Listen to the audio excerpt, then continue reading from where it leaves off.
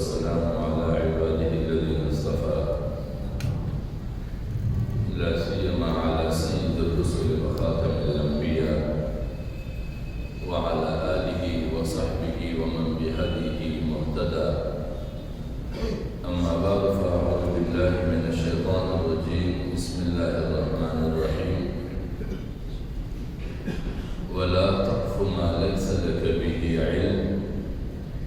إن السمع والبصر والفؤاد كل أولئك كان عنه مسؤولا.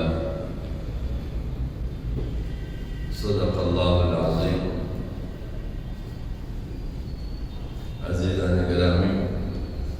میرے محترم بھائیوں اور دوستوں،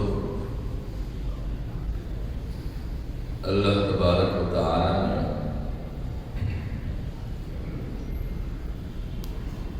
انسانیت کو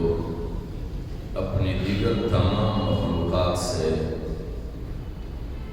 ممتاز کر کے پیدا فرمایا ہے،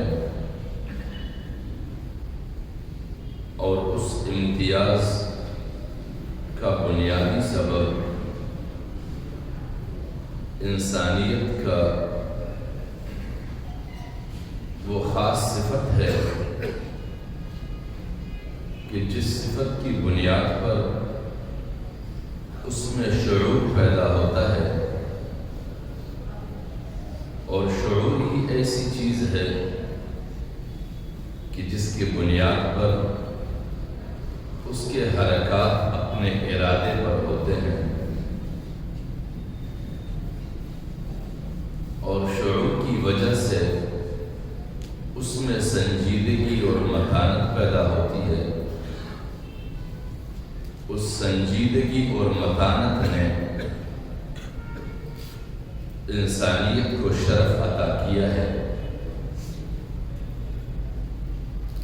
اور یہ انسانیت تب تک قابل قدر اور قابل احترام رہ سکتا ہے جب تک یہ انسانیت اپنی ان بنیادی صفات کو برقرار رکھ سکے، جو صفات اس کی سننے کی صلاحیت ہے، اس کی دیکھنے کی صلاحیت ہے، اور اس کی فیصلے کی صلاحیت ہے۔ ان تینوں صفات کو جب انسان استعمال کرتا ہے، اسے بروکار لاتا ہے، تو یہ انسان معاشرتی طور پر، ریاستی طور پر اور بین الاقوامی سطح پر قابل قدر اور قابل احترام رہتا ہے۔ لیکن جب انسان اپنے ان تین بنیادی صفات سے غافل ہو جاتا ہے، نہ وہ بنیادی طور پر حقیقی معنوں میں سننے کی کوشش کرتا ہے، اور نہ ہی حالات اور واقعات کو پرکھنے کے لیے نظریں دوڑاتا ہے، اور نہ ہی اس کا یہ فیصلہ ان دونوں چیزوں کی بنیاد پر ہوتا ہے بلکہ جذبات کی بنیاد پر، تو یہ انسان معاشرتی طور پر بھی، ریاستی طور پر بھی اور بین الاقوامی سطح پر بھی اپنا مقام کھو جاتا ہے، اپنی حیثیت گنوا جاتا ہے۔ روئے زمین پر اس وقت ہم دیکھتے ہیں عملی طور پر کہ امت مسلمہ بحیثیت امت مسلمہ پوری انسانیت میں سب سے زیادہ مظلوم ہے، سب سے زیادہ ظلم اور جبر کے شکار ہے۔ لیکن ہم نے کبھی بھی ان کی اسباب ڈھونڈنے کی کوشش نہیں کی کہ امت مسلمہ کی اس پیمانے پر مظلومیت اور اس پیمانے پر زیر جبر رہنے کی اسباب کیا ہے۔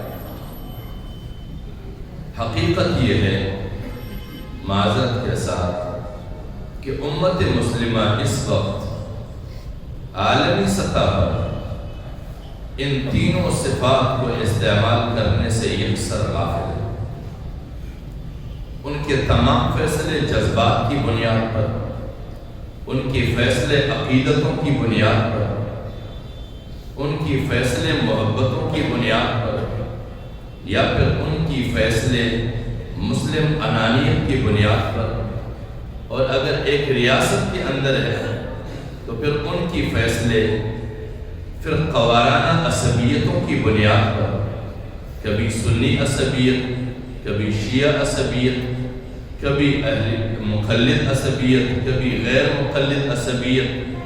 ان بنیادوں پر ہم نے اپنے فیصلے کیے ہیں اور ان کے نتائج ہوتے ہیں۔ گزشتہ جمعوں سے امت مسلمہ کے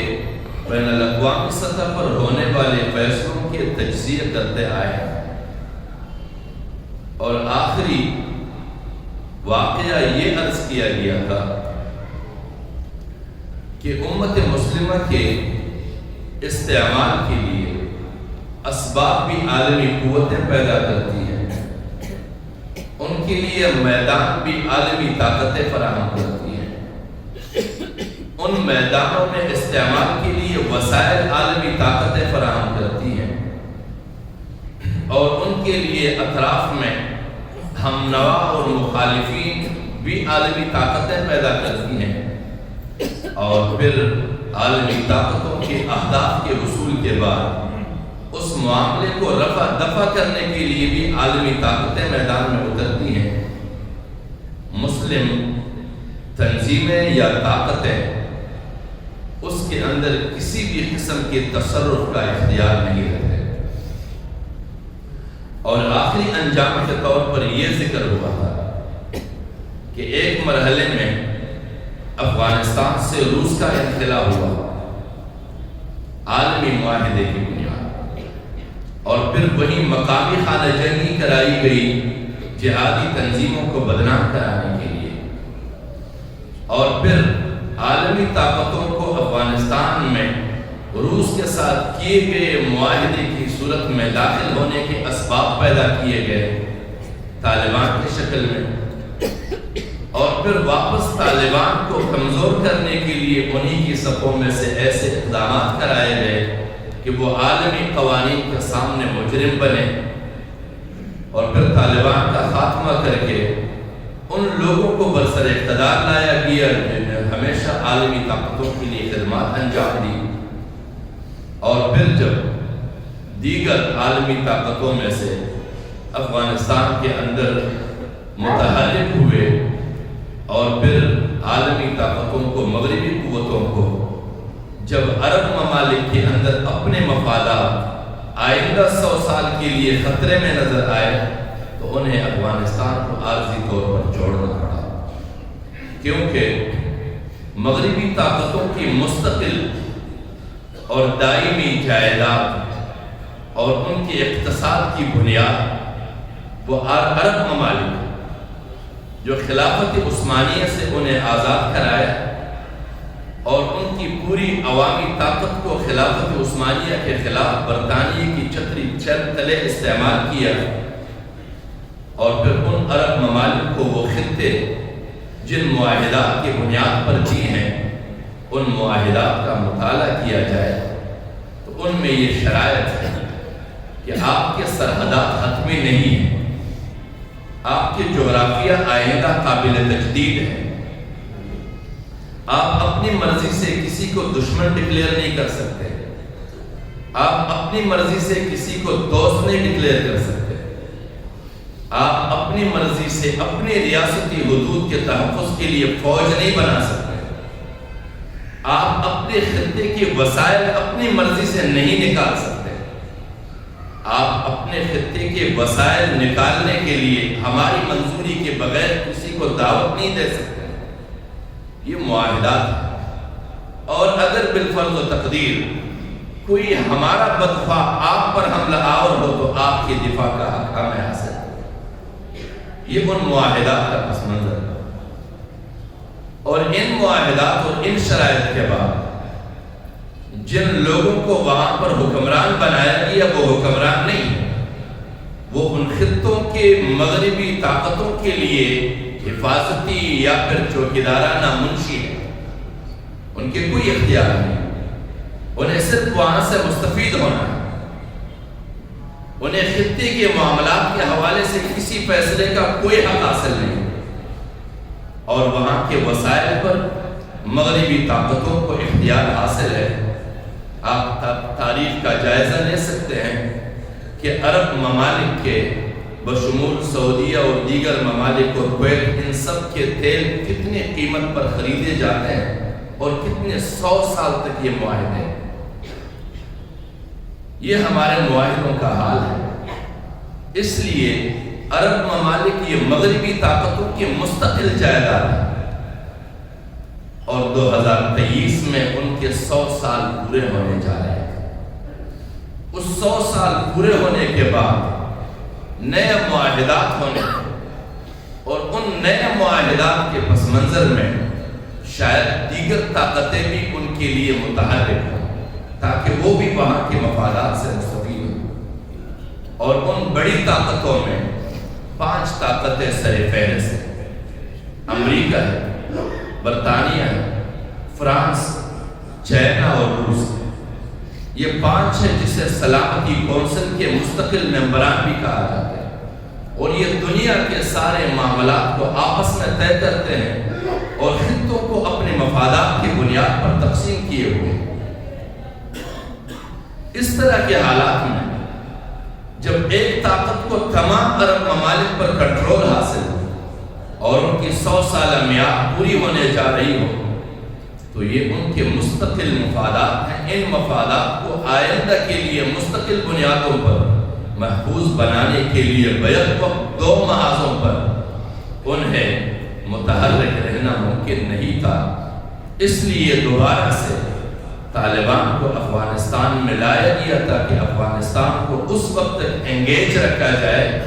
جب تک عرب ممالک کے حالات کو مستقل بنیادوں پر حل نہیں کیا جائے۔ اور تقریباً اب بھی جن لوگوں کا افغانستان آنا جانا ہے، اور وہ معلوم کر سکتے ہیں کہ طالبان کے حکمرانی کے بعد نئے کوئی بھی معاہدے نہیں ہوئے، نئے کوئی بھی سرمایہ کاری نہیں ہوئی ہے۔ پچھلے دور میں جو معاہدات جن ممالک کے ساتھ ہوئے ہیں، بمشکل ان پر کام جاری ہے۔ لہذا یہ صرف الجھانے کے لیے ہے۔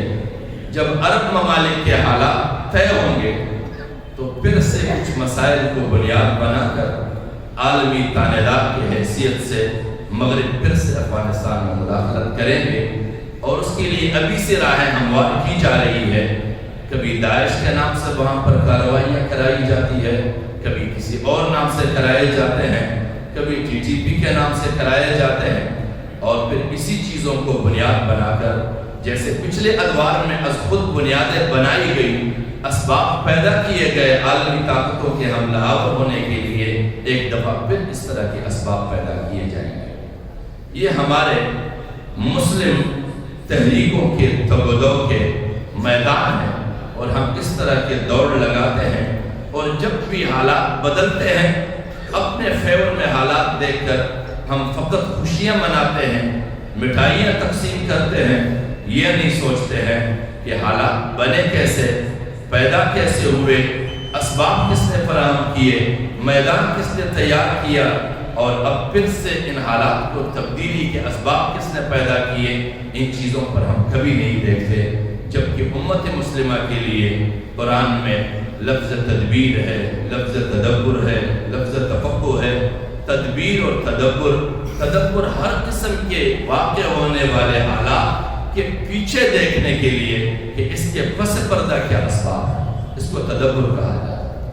اور تدبیر یہ کہ آئندہ کے لیے پچھلے حالات کا جائزہ لیتے ہوئے، ان کی کھڑیاں ملاتے ہوئے آگے کے لیے فیصلہ کیا جائے کہ اب ہمیں کن حالات سے دوچار ہونا پڑے گا، اور ہم کیسے آئندہ آنے والے حالات سے اپنے آپ کو بچا سکتے ہیں۔ اسے تدبیر کہتے ہیں۔ لیکن ہم امت مسلمہ ہیں کہ ہم سننے کی صلاحیت سے بھی محروم، ہم دیکھنے کی صلاحیت سے بھی محروم، اور فیصلے کے لیے تدبیر اور تدبر اور سننا اور دیکھنا نہیں، بلکہ جذبات اور پیروی اور اطاعت اور عقیدت، صرف یہ چیزیں ہمیں اسیر بنائی ہوئی ہے، اور ہم انہی کی بنیادوں پر ہمیشہ سے دوسروں کے لیے اپنا خون بھی بہاتے ہیں، اپنی جانیں نچھاور کرتے ہیں، اپنا سرمایہ دیتے ہیں، اور پھر وہ سب کچھ ہمارا جان، مال، خون، سرمایہ سب دوسروں کے اہداف کے حصول کے لیے استعمال ہوتا ہے، اس لیے کہ امت مسلمہ نے بصیرت کی بنیاد پر فیصلے کرنا چھوڑ دیا ہے۔ اگر صرف ہم اس ایک ہی سلسلے کو، افغانستان کے مسئلے کو روس سے لے کر آج تک تجزیہ کریں اور اس کے ایک ایک سبب کا مطالعہ کریں تو نہیں لگتا کہ ہم آئندہ پھر سے دھوکے کھائیں گے۔ لیکن میں نہیں سمجھتا کہ حضور نبی اکرم صلی اللہ علیہ وسلم فرماتے ہیں کہ لا یلدغ المؤمن من جحر واحد مرتين، کہ ایک مومن ایک غار سے 2 دفعہ نہیں ڈسا جاتا، ہم ایک افغانستان میں 4 دفعہ ڈسیں گے۔ اور اس کے علاوہ بھی کئی سارے مسائل، کشمیر کا مسئلہ لے یہی ہے، برما کا مسئلہ لے یہی صورتحال ہے، ہم خلیج کے مسائل، عرب اور کویت کے، عراق اور کویت کے مسائل لے یہی صورتحال ہے، اور آگے آج تک چلتے جائیں یہی نتائج ہیں۔ اسی طرح کی صورتحال، اسی طرح کے اسباب آگے کے حالات کو پھر آئندہ تجزیہ کریں گے۔ ان حالات کو ہمیں سمجھنے کی ضرورت ہے کہ ہم اسے دیکھیں بھی اور اسے سبق بھی حاصل کریں، کیونکہ اگر ہم سبق حاصل نہیں کریں گے تو یہی امت مسلمہ ہوگی، انہی کی جانیں، انہی کے خون، انہی کا سرمایہ دوسروں کے اہداف کے لیے استعمال ہوتا رہے گا۔ اللہ کریم ہمیں سنجیدہ اور باکردار مومن بننے کی توفیق عطا فرمائے۔ وآخر دعوانا